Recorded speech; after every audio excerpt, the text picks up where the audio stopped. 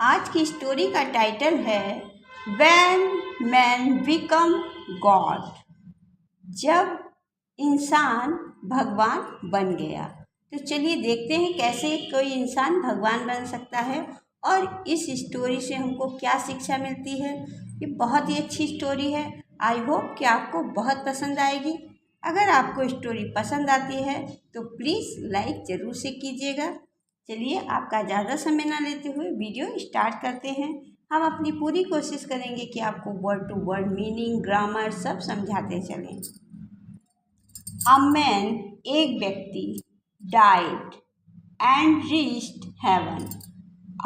एक मैन व्यक्ति डाइड मरा एंड रीच्ड और पहुंच गया हेवन यानी स्वर्ग। एक व्यक्ति मरता है और वह स्वर्ग पहुंच जाता है। तो यहाँ डाई की सेकेंड फॉर्म डाइड हो गया। तो यहाँ पास्ट अफर्मेटिव सेंटेंस का प्रयोग किया गया है। पास्ट अफर्मेटिव की सेकेंड फॉर्म का प्रयोग किया गया है। स्टैंडिंग बिफोर गॉड, भगवान के सामने खड़ा होकर। स्टैंड एक वर्ब है और इसमें आईएनजी लग गया तो ये जेरेंट हो गया। तो बिफोर गॉड, भगवान के सामने खड़ा होकर।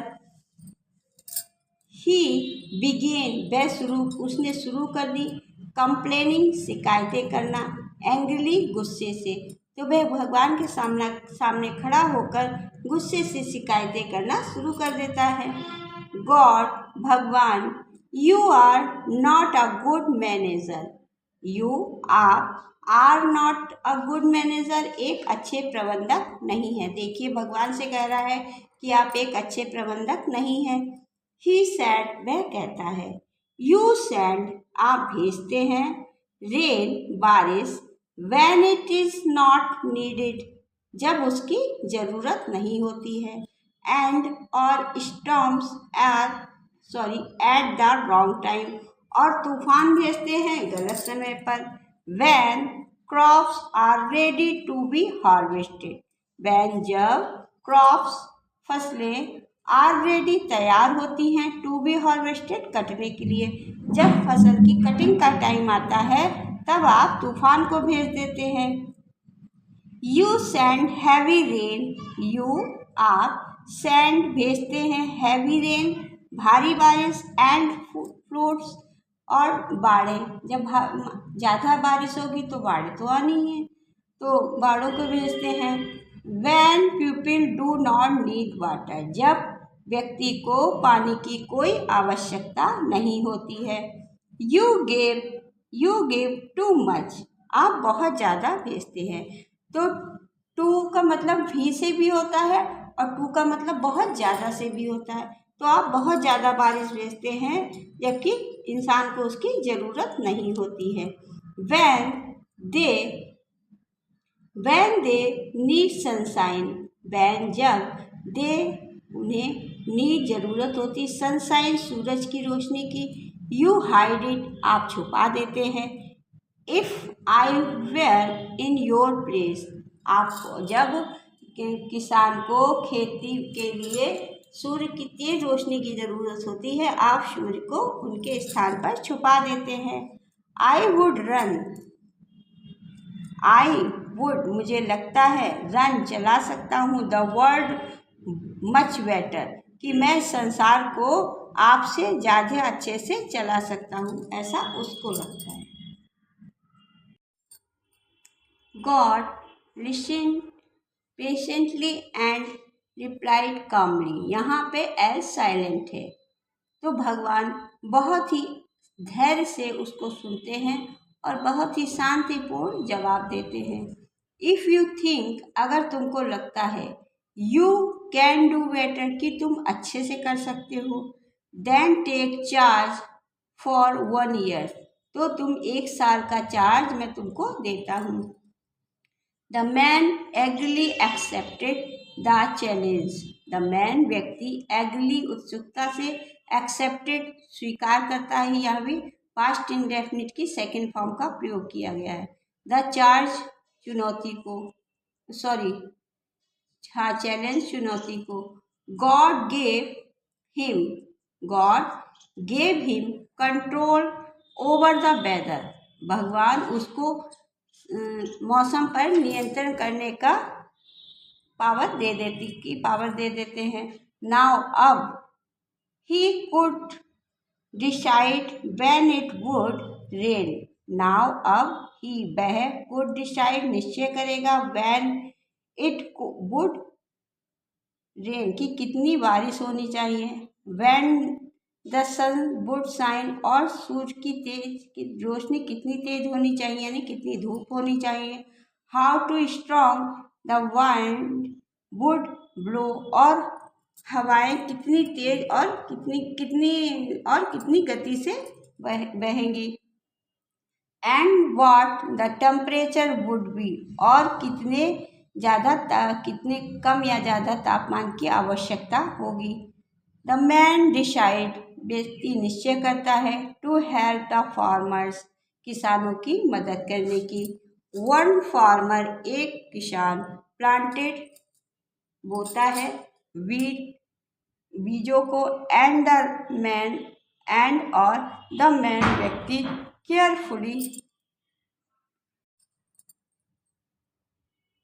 केयरफुली मैनेज द वेदर और वह व्यक्ति बहुत ही सावधानीपूर्ण मौसम को नियंत्रण करता है मतलब मौसम को देखता है. मैनेज मैंने व्यवस्था करता है मौसम की व्यवस्था करता है. व्हेन द क्रॉप्स जब फसलें नीडेड द वाटर जब फसल को पानी की ज़रूरत होती है. ही सेंड जेंटल रेन वह एक पर्याप्त मात्रा की बारिश करता है. When it needed the crops, when जब it needed sunlight जब उसको सूर्य की रोशनी की जरूरत थी. He provide bright sunlight तब वह तेज धूप की व्यवस्था बनाता है. He made sure the temperature was perfect. वही made sure तय करता है the temperature तापमान was परफेक्ट की कितना परफेक्ट मतलब पर्याप्त मात्रा का तापमान वह निश्चय करता है. नीदर टू हॉट ना ही ज़्यादा गर्म नॉट टू कोल्ड और ना ही ज़्यादा ठंडा. तो नीदर टू और नॉट टू का प्रयोग जो ज़्यादातर आप ग्रामर में देखेंगे इसकी ये तुलना करने के लिए इसका प्रयोग किया जाता है. देयर वर नो स्टॉर्म्स कोई तूफान नहीं. नो स्ट्रॉन्ग वाइंड्स ना ही तेज हवाएं.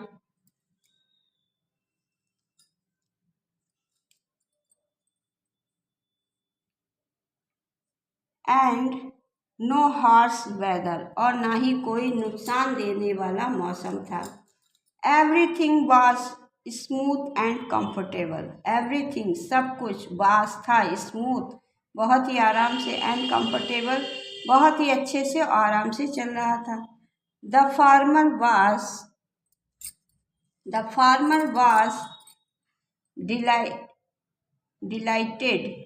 द फार्मर वाज डिलाइटेड किसान बहुत ज़्यादा खुश था. द क्रॉप्स ग्रू टेल फसलें बढ़ रही थी. ग्रीन हरी थी एंड ब्यूटीफुल और सुंदर लग रही थी. फसलें जो थी वह बढ़ रही थी और हरी हरी देखने में बहुत अच्छी सुंदर लग रही थी. द फील्ड्स लुक्ड हेल्दियर जो फील्ड यानी खेत जो थे लुक्ड देखने में हेल्दियर स्वस्थ थे. देन ओवर बिफोर वह जो खेत थे वे देखने में भी बहुत स्वस्थ थे अच्छे लग रहे थे मतलब ठीक ठाक. व्हेन हार्वेस्ट टाइम केम जब उनकी कटाई का टाइम आया.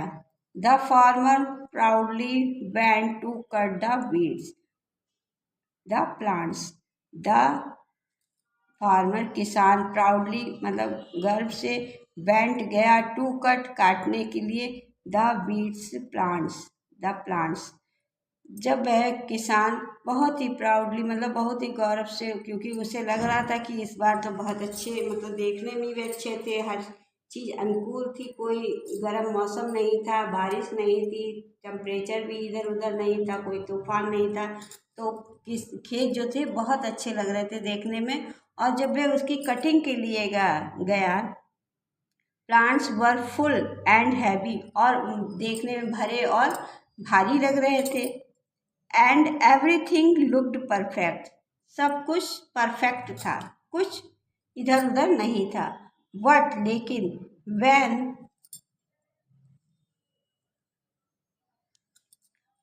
लेकिन when the wheat was प्रोस्यूट्स कहते हैं जब, मतलब वह प्रक्रिया होती है जब किसान जो अपने खेत को काट कर उनकी बालियों से गेहूं को अलग करते हैं, चाहे वे मशीन से करें चाहे वे हाथों से, मतलब कूट कूट के उनको अलग करें, तो वह जब प्रक्रिया होती है उसको प्रोस्यूट कहते हैं। What when the wheats was pursuit, और मतलब बालियों से गेहूं निकालने की जो प्रक्रिया शुरू की। समथिंग शॉकिंग वाज डिस्कवर, जो सामने आया उसने उसको चौंका दिया। There was not a single gain of wheats inside, there was नहीं था, नॉट अ सिंगल गेज, एक भी बीज का दाना, ऑफ वीट्स इनसाइड, मतलब जो बालियां थी उनके अंदर एक भी गेहूं का दाना नहीं था। द प्लांट्स वर एम्प्टी, पौधे पूर्ण रूप से खाली थे। The man was confused and upset, the man व्यक्ति, वाज था, कन्फ्यूज्ड हैरान, एंड अपसेट परेशान, वह व्यक्ति बहुत हैरान और परेशान था। ही टर्न टू गॉड, वह भगवान की तरफ मुड़ता है, एंड सेड, और कहता है, व्हाट हैपेंड, ये क्या हुआ। I gave the crop everything it needed, मैंने तो खेतों को, मतलब फसलों को वो सब कुछ दिया जिसकी उनको जरूरत थी। परफेक्ट रेन, पर्याप्त मात्रा में बारिश, परफेक्ट सनशाइन, पर्याप्त धूप, परफेक्ट टेम्परेचर, यहाँ तक कि टेम्परेचर कहते हैं वो तापमान को, तो यहाँ तक कि जो तापमान चाहिए था फसलों को पकने के लिए वह भी मैंने पर्याप्त मात्रा में प्रदान किया। Why are there no gains, फिर भी इसमें एक भी गेहूं का दाना क्यों नहीं है। God smiled gently and explained, God भगवान, स्माइल्ड, यहाँ भी पास्ट इंडेफिनिट की सेकंड फॉर्म का प्रयोग किया गया है। जेंटली, प्यार से, एंड एक्सप्लेन, और विस्तार से उसको समझाते। भगवान बड़े ही प्यार से मुस्कुराते हुए उसको विस्तार से समझाते हैं। यू प्रोवाइडेड कम्फर्ट, यू तुमने, प्रोवाइडेड कम्फर्ट पूरे तरीके से आराम प्रदान की। What you removed challenges, what लेकिन, यू रिमूव्ड हटा दिया, रिमूव्ड माने हटा देना, चैलेंजेस चुनौतियों को, लेकिन तुमने चुनौतियों को हटा दिया। The crops never faced, the crops never faced strong, जिससे कि जो फसलें थी वे मजबूत नहीं हुई, जिससे कि फसलें मजबूत नहीं हुई। Wine to strength their roots, और उनकी जो जड़ें थी उनको कोई भी मजबूती प्राप्त नहीं हुई। They never struggle against heavy rain, ना ही तो इन्होंने भारी बारिश का सामना किया। They never had to survive heat और स्टॉर्म्स, और ना ही सर्वाइव, मतलब इनको सर्वाइव करना पड़ा गर्मी की तेज धूप, मतलब तेज धूप से, और स्टॉर्म्स, ना ही कोई तूफान। Because they never faced difficult, because क्योंकि, दे नेवर फेस्ड इन्होंने कोई सामना नहीं किया, डिफिकल्टीज कठिनाइयों का। They did not grow strong enough to produce gain, और तभी इन्होंने बीज को उगाने के लिए कोई मेहनत नहीं की, बीज को नहीं उगाया, मतलब इसमें बीज नहीं उगे, क्योंकि जब बारिश और धूप सब लगती है पर्याप्त मात्रा में पेड़ पौधों को, तभी उनमें से बीज अंकुरित होता है। लेकिन वो तो सब आराम से सब मिल गया, कोई उन्हें स्ट्रगल करना ही नहीं पड़ा, तो उनमें कोई बीज भी नहीं निकला। The man realised his mistake, व्यक्ति को अपनी गलती का एहसास होता है। ही अंडरस्टूड, वह समझ जाता है। दैट स्ट्रगल्स, की कठिनाइयाँ, and hardship are necessary for growth, की जो कठिनाइयाँ हैं और बहुत ज़्यादा मेहनत जो होती है वही आगे बढ़ने का कारण बनती है। विदाउट चैलेंजेस, बिना चुनौतियों के, देयर इज नो स्ट्रेंथ, कोई ताकतवर नहीं होता। विदाउट डिफ़िकल्टीज, बिना कठिनाइयों के, there is no true development, ये सच है कि किसी के डेवलपमेंट में किसी का विकास नहीं होता। ही बोब्ड हिज हेड इन ह्यूमिलिटी, तो वह हाँ में सिर हिलाता हुआ कहता है। एंड एक्सेप्टेड दैट गॉड, यहाँ अपॉस्ट्रोफी एस का प्रयोग किया गया है, तो वह सिर को हाँ में हिलाते हुए, हामी भरते हुए इस बात को स्वीकार करता है कि भगवान, wisdom was for greater than is his own, कि जब समझदारी से ही इंसान आगे बढ़ता है, अपने आप को आगे बढ़ाता है, महान बनता है।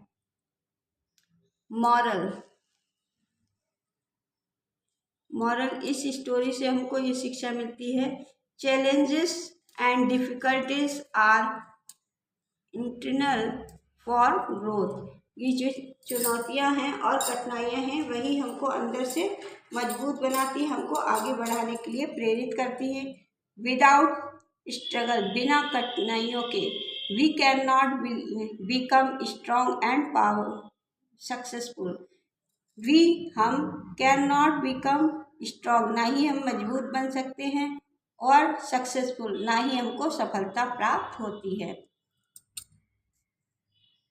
तो इस कहानी से हमको यही शिक्षा मिलती है कि कभी भी हमें अपने आप को इतना कमज़ोर नहीं बनाना चाहिए, इतना आलसी नहीं बनाना चाहिए कि कभी अगर थोड़ा सा भी कठिन समय आ जाए तो हम अपने आप को सर्वाइव ही ना कर पाए, और मतलब उन चुनौतियों से सामना ही ना कर पाए और हम फेल हो जाए। ज़्यादातर कई माता पिता ऐसे होते हैं जो ज़्यादातर माता पिता यही चाहते कि जो हमने परेशानियाँ सही हैं वो हमारे बच्चों को ना सहना पड़े, इसलिए वो मतलब बच्चे के मुंह से कोई बात निकली तुरंत पूरी हो जाती है, कोई भी जिद उसने की तुरंत पूरी हो जाती है, और बच्चा उस चीज़ को पाने के लिए या उस परिस्थिति से लड़ने के लिए बिल्कुल तैयार ही नहीं होता, क्योंकि उसे तो हर चीज़ आराम से मिल रही है। कभी खुदा न खास्ता, भगवान न करे, कभी ऐसा समय आ जाए कि बच्चे को कुछ अपनी मेहनत से करना हो तो वो नहीं कर पाएगा, क्योंकि उसने कभी कठिनाइयों का सामना किया ही नहीं। इसलिए हमेशा अपने बच्चों को इतना मजबूत बनाइए, उसे हर उसकी इच्छा पूरी कीजिए, लेकिन फिर भी थोड़ी देर उसे परेशान जरूर करिएगा। उसे ये बात जरूर समझ में आनी चाहिए कि पैसा कितनी मेहनत से आता है, और उसे प्राप्त करने के लिए कितनी ज़्यादा मेहनत करनी पड़ती, कितना ज़्यादा कठिन हार्ड वर्क हमको करना पड़ता है, तब हमको पैसा प्राप्त होता है। और वो तो बढ़िया अपने लेटे लेटे फ़ोन चला रहे हैं तो उनको लग रहा है पापा जाते हैं और लेके चले आते हैं, लेकिन ऐसा नहीं है।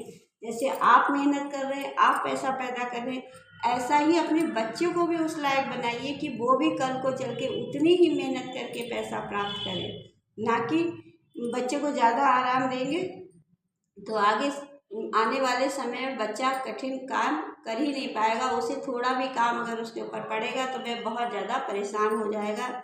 इसलिए अपने बच्चों को चुनौतियों से और कठिनाइयों से लड़ना सिखाइए, यही इस कहानी का मोरल है। अगर कोई गलती हुई तो माफ़ कर दीजिएगा।